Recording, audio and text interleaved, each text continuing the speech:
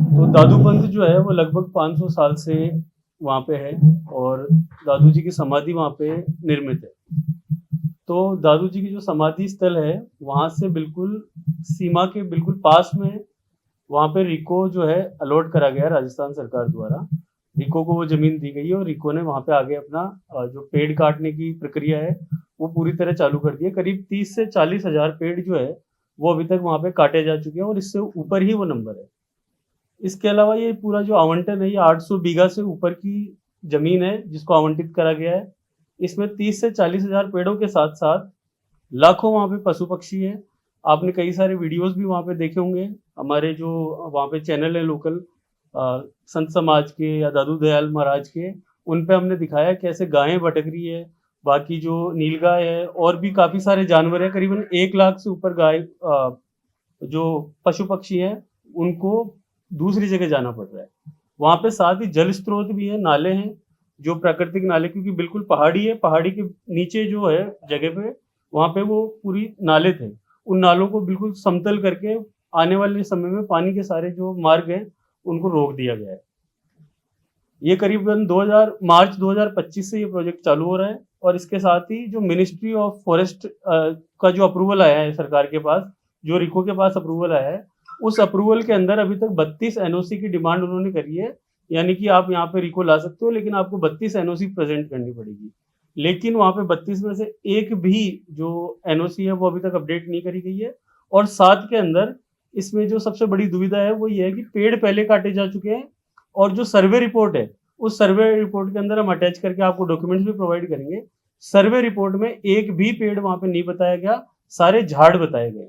लेकिन वहां पे खेजड़ी भी, आप जैसे वहां पे जाके आप सर्वे करेंगे, आप लोग देखेंगे तो आपको पता चलेगा कि वहां पे खेजड़ी के पेड़ भी सटीक लगे हुए हैं, नीम के पेड़ भी हैं और अन्य कई सारे पेड़ हैं जिनको पूरी सर्वे रिपोर्ट के अंदर बिल्कुल साफ कर दिया गया और वहां पे बिल्कुल झाड़ वहां पे बताया गया है।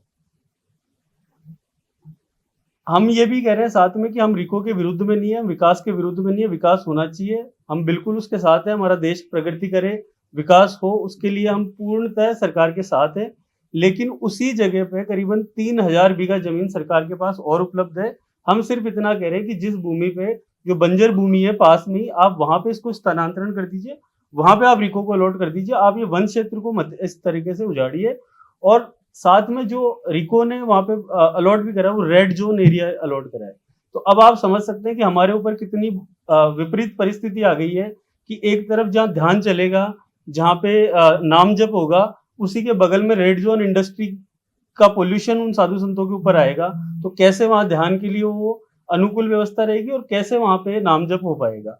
साथ ही जो सुप्रीम कोर्ट की गाइडलाइन है, सुप्रीम कोर्ट ने ओरन क्षेत्र में 2025 के अपने जो डिसीजन है उसके अंदर ओरन क्षेत्र को डिक्लेयर करा है कि जहां पे भी धार्मिक आस्था जुड़ी हुई है वहां पे सरकार सिर्फ जमीन की जो है संरक्षण होती है, जमीन की अधिकारी नहीं होती है। आर्टिकल 21 जो है वो जीवन का अधिकार है, स्वच्छ पर्यावरण का। और आर्टिकल 25 धार्मिक स्वतंत्रता के तहत में ओरन का भी डिसीजन सुप्रीम कोर्ट का है, उसके बिल्कुल ही खिलाफ ये लोग काम कर रहे हैं। ये हमने कई बार पहले भी देखा है कि सरकार का जो भी इस तरीके के गतिविधियां हैं, जो नई रिप्स पॉलिसी आई है उसके तहत भी आप परमिशन बाद में ले सकते हो, काम पहले शुरू कर सकते हो। तो ये बड़ा एक विचित्र समस्या में हम फंस गए, जहां पे लाइसेंस बाद में आपको लेना है और काम कार्य आप पहले चालू कर सकते हो। तो ये हमारी टोटल समस्या वहां पे है। अभी हम आपको वीडियो भी दिखाएंगे जिसमें पहले कैसा था वहां पे क्षेत्र, पूरा वन क्षेत्र, और अभी कैसे उनको मरुस्थल बना दिया गया वो हम बताएंगे। अब आपकी कोई भी क्वेश्चन?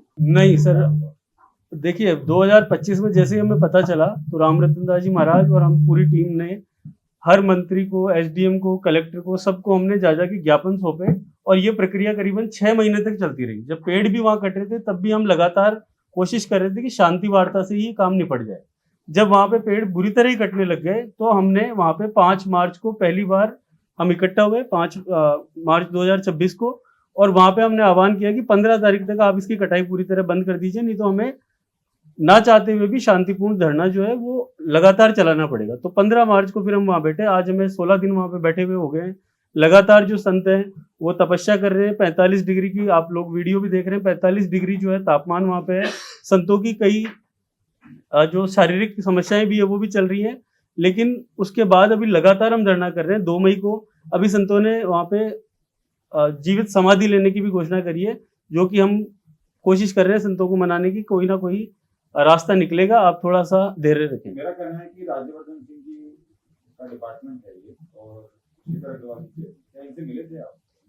देखिए, बहुत बार प्रयास किया मिलने का, उन्होंने समय नहीं दिया, और कुछ जो भक्त लोग हैं आश्रम से जुड़े हैं उन तक उन बात भी पहुंचाई है, पर अभी तक कोई सुनवाई नहीं है। बीजेपी की सरकार है और संतों के साथ ऐसा हो रहा है। बिल्कुल ऐसा ही चल रहा है। जैसे डिप्टी सीएम साहब वहाँ जाके कई बार घोषणा करके आए कि ये पर्यटक स्थल है, इसको इस तरीके से विकास किया जाएगा। उनकी वृक्षारोपण की फोटो भी हमारे पास में है, जो पेपर में आई है कि पर्यटक स्थल घोषित हो, वो भी हमारे पास में है।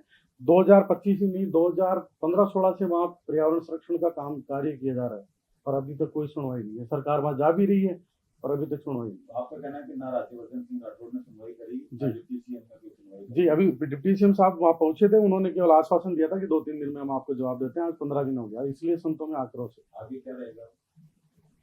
आगे सब साधु संतों में बहुत ज्यादा आक्रोश है, और वो सब कोई अग्नि तप कर रहे हैं, कोई जीवित समाधि लेने का बोल रहे हैं, कोई साधु संत उग्र होकर जयपुर कूच की तैयारी में। आपसे सवाल है, 2 मई को जो समाधि की बात की जा रही है, यदि जरूरत पड़ती है, अगर संत समाधि की तैयारी करते, कितने साधु संत जुटेंगे जो कि समाधि के लिए जुटेंगे? क्या रूपरेखा रहेगी इस आंदोलन को अगर उग्र रूप लेना पड़ा तो? देखिए, कोई साधु लठधारी, कोई साधु मठधारी, कोई साधु पांचों इंद्रिया कसमारी, कह टेलन दास सुन बेलन दास, खोपड़ी खोपड़ी की गत न्यारी। कई प्रकार के साधु हम तो रोकने का प्रयास भी कर रहे हैं, और इधर से हम तो दुविधा में फंसे हुए हैं। इधर सरकार हमारी है, इधर संत हमारे हैं, इधर संत समाधि लेने के लिए तैयार बैठे हैं, इधर सरकार को हम मनाने के लिए तैयार बैठे हैं। और जब सरकार नहीं सुन रही तो आप जरिया बने हो, आपके द्वारा सरकार तक आवाज पूछे, हमारे संत भी बचे, हमारी प्रकृति भी बचे, हमारे वहां के जीव जंतु की भी रक्षा हो, और सरकार भी हमारी है तो वो हमारी आवाज सुने, इसलिए हम यहाँ आपके पास आए। अभी कितने साधु संत मौजूद हैं और कल कितने होंगे मौजूद? जी, कल तो साधु संतों की तो गिनती नहीं है, पर लग रहा है कि जनता जनार्दन पूरे आसपास के गांवों की संख्या बहुत ज्यादा उमड़ने वाली है, और वहां की परिक्रमा लगने वाली है। और परिक्रमा लगाने के बाद में हमें तो अभी भी पता चला कि एक संत ने तो खड्डा खोद करके और समाधि की तैयारी कर ली, इसलिए मैं तो भाग करके आया हूँ। मैं तो गुजरात था, मुझे पता चला कि एक संत जो है समाधि लेने के लिए तैयार हो गए, दूसरे संत और भी तैयार हो रहे हैं। तो अचानक मेरे पास कॉल आया कि महाराज जी आप आओ, इन संतों को रोको। अब संत तो जब भी रुकेंगे ना जब सरकार सुनेगी। कल आप ही समाधि लेंगे?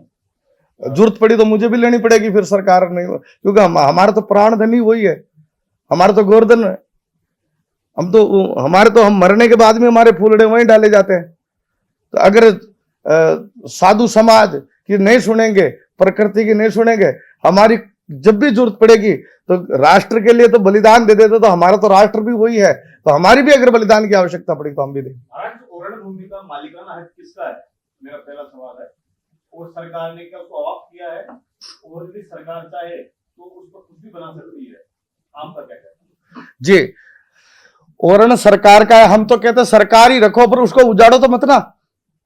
वो प्रकृति की जगह है, वो जीव जंतुओं की जगह है, वो संतों की तपोभूमि है, वो तीर्थ स्थान है, उसको उजाड़ने का सरकार का भी हक नहीं है। इसमें मैं एक चीज ऐड कर देता हूँ कि जैसे डिप्टी सीएम साहब भी आए थे तो उन्होंने कहा था 20-30 बीघा जमीन आप रख लो, तो एक नैरेटिव जो है सरकार की तरफ से बनाने की कोशिश हो रही है कि संत जो है वो जमीन पे कब्जा करना चाह रहे हैं। ऐसा संतों का या दादू धाम का ऐसा कोई किसी तरीके का मानस नहीं है। हमारी सिर्फ इतनी सी मांग है वहां पे कि आप जो दादू दयाल और जो धार्मिक सभ्यता जहाँ चल रही है, जहाँ पे 22 किलोमीटर की परिक्रमा लगाई जाती है, आप उस जगह पे अगर कुछ करना चाहते हैं तो आप उसका संरक्षण करिए जमीन का। आप उस पर कोई ऐसी चीज लाइए जिससे धार्मिक आस्थाएं खराब ना हो और वहां पे कुछ आपराधिक तत्व काम नहीं करे। तो वहां पे जो अभी कार्य हो रहा है वो आप समझिए कि वहां पे पूरा का पूरा जो वन क्षेत्र है, अगर रेड जोन इंडस्ट्री वहां पे लगती है तो वहां पे कैसे तप हो पाएगा, वहां पे कैसे साधना हो पाएगी। हमारा टोटल मुद्दा इतना ही है। सरकार से हम कह रहे हैं कि आप इसको पार्क बनाइए, आप इसको जो भी सामाजिक जीवन के लिए जो आप भी आपको उचित लगता है आप वो कार्य करिए। और ओरण क्षेत्र की जो जमीन है उसकी सरकार मालिकाना हक नहीं होता, वो सिर्फ वहां पे संरक्षण का काम करती है, वो किसी इंडस्ट्री को अलॉट ये नहीं कर सकती। देखिए, कहीं न कहीं सरकार अभी तक वो संज्ञान में नहीं ले रही है और हमें इस बात की पीड़ा भी है, हमें दुख भी है और हम यही आस विश्वास पर हैं कि सरकार सुनेगी जरूर, क्योंकि संत महात्मा साधु महात्मा जब संकल्पित होते हैं तो ये सरकार क्या परमात्मा को भी सुनना पड़ता है, तो इस सरकार को भी सुनना पड़ेगा। पर अभी थोड़ी देरी हो रही है, इसलिए हम आपके पास आए हैं कि सरकार अब देरी न करे, क्योंकि संत बहुत ज्यादा आक्रोश में है और संत बहुत ज्यादा पीड़ित हैं और हम ये नहीं चाहते। महाराज जी बीच में रोक रहा हूँ, सवाल नहीं समझे शायद। सीधा सवाल ये है कि जैसलमेर का उदाहरण दिया गया या अन्य क्षेत्र में जो विधायक का उदाहरण दिया गया, जो जनप्रतिनिधि जनता सुनती है, आप लोग सुनते हैं, वो ओरण क्षेत्र को बचाने के लिए आए। लेकिन जब भैराणा धाम की बात आई, चाहे आपके प्रेमचंद बेरवा जो की डिप्टी सीएम भी है, स्थानीय विधायक भी है, क्या उनका सपोर्ट है भैराणा धाम बचाने को लेकर के, या अभी भी उनकी तरफ से सिर्फ आपको बोल वचन दिए जा रहे हैं? अभी तो बोल वचन दिए जा रहे हैं, सिर्फ आश्वासन दिया जा रहा है, लेकिन अभी तक उनका अभी रुख बराबर लगा नहीं कि वो भैराणा धाम को बचाना चाहते। इसमें मैं ऐड कर दूं आपको, जो डिप्टी सीएम साहब ने जब आए थे तो उन्होंने कहा था कि हम इसमें देखते हैं मैटर में। अगले ही दिन जाके वो इसी रिको का और सरस डेयरी का अनावरण कर रहे थे। उसका जो है सरस डेयरी को ये कह रहे थे कि हमने आपको जमीन अलॉट कर दी, तो आप मतलब हमें आश्वासन देके जा रहे हैं कि यहाँ रिको नहीं आएगा, और अगले ही दिन सरस डेयरी के साथ में फोटो खिंचा रहे हैं कि यहाँ पे विकास का कार्य होगा और रिको आएगा। तो ये दोगलापन जो है वो देखने को मिल रहा है। कोई आश्वासन या ऐसी कोई भी प्रतिक्रिया हमें सामने दिख नहीं रही। कल जैसे हम वहां पे सभी बैठे थे तो हमने यही चर्चा करी कि सरकार एक तरफ कुछ कहती है और जब कर्म की बात आती है तो कुछ दूसरा ही करती है। अच्छा, एक बात, कल एक बाबूलाल नागर जो कि कांग्रेस के नेता है, पूर्व विधायक है, उन्होंने भैराणा धाम बचाने को लेकर के एक रैली की। क्या लगता है सिर्फ राजनीतिक पार्टी अपनी रोटियां सेक रही है, या इस पर वास्तविकता में राजनीतिक पार्टी को एक कदम आगे आकर के इसको बचाने का काम करना चाहिए? जी, ये मौका दे रहे हैं राजनीतिक लोगों को रोटियां सेकने का। हमको न्यूता देने के लिए थोड़ी जा रहे, वो स्वयं आ रहे हैं। कोई तो आएगा ही, और भी कई पार्टियां निकल करके आएगी। तो हम तो ये चाहते हैं कि हमारी सरकार ही सुन ले, नहीं तो फिर दूसरे भी आएंगे, और भी कई पार्टियां आएंगी। वो क्या नाम उनका, हनुमान जी बेनीवाल, वो भी कह रहे हैं कि हम भी आएंगे 7 तारीख को। इधर नागर जी भी आ गए, और सही अशोक गहलोत साहब ने भी एक ट्वीट किया है, आपको पता होगा। उन्होंने भी कहा है कि देखो साधु संत यार इतनी भरी गर्मी में, भीषण गर्मी में यहाँ तपस्या कर रहे हैं, सरकार अब तक भी नहीं सुन रही है। तो ये तो अब सरकार को सुन लेना चाहिए कि अब जब आप नहीं जाते हो तो कोई तो आएगा। देखिए, इसमें आने वाले समय में 5-7 लाख लोग इकट्ठे भी होने वाले हैं, और सभी जो समूह हैं, सरकार अगर हमारी नहीं सुनेगी तो सभी समूह इसके अंदर आएंगे, चाहे वो राजनीतिक हो, चाहे पर्यावरणविद हो, चाहे जो सोसाइटी के इंटरेस्ट में काम कर रहे हो। सभी लोग मिलके 10-15 लाख लोग इकट्ठे होंगे, और ये बड़ा मुहिम जो है वो बनने वाली है, और सरकार को इसके अंदर पीछे हटना ही पड़ेगा, क्योंकि इसमें हमारी जान की बाजी लगी हुई है और आगे धार्मिक आस्थाओं पे बहुत नुकसान पहुंचने वाला है। इस तरीके का कदम सरकार नहीं उठाए तो उनके लिए बेहतर होगा।